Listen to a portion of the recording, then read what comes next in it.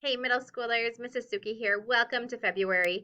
I am so excited today that we are in the beginning of February, that weather is about to turn into the 30s every day, and I'm really excited. It's I Love to Read month. If you guys remember from years before, you might have had special guest readers, you might have had events with your parents.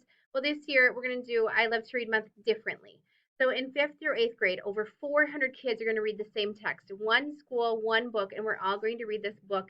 I'm trying to get it here. The Boys in the Boat. It is an American underdog story that I'm super excited about. It's set in 1936, and if you know anything about American history, that is during World War II. And so the Berlin Olympics are in 1936, and we have a whole group of rowers headed to Berlin. That is under Hitler's regime, and there's some really, really tough stuff that goes on. There's not only tough stuff in our country that Joe Rance and his whole team have to overcome, but there's tough stuff in the world that we are up against. And so it's a really great story.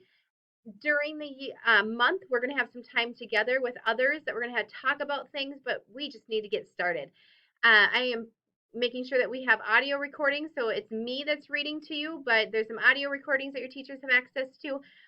Also, text that your teachers have access to. We want everybody to take time and enjoy the text together. I will be in touch about what the next steps are. But guys, I'm super excited to be able to have conversation with you to talk about Joe and all of his teammates and coaches and all the cool things that are going on, and really about how does his grit and determination transfer into 2023 so many years later, and what does that mean? I guess for what character traits can we take from that? On top of this, in 2023, at some point this year, there is a movie called The Boys in the Boat. George Clooney is directing it, and I haven't seen an official trailer yet, but it's coming out soon. All right, we'll be in touch soon. Thanks, guys.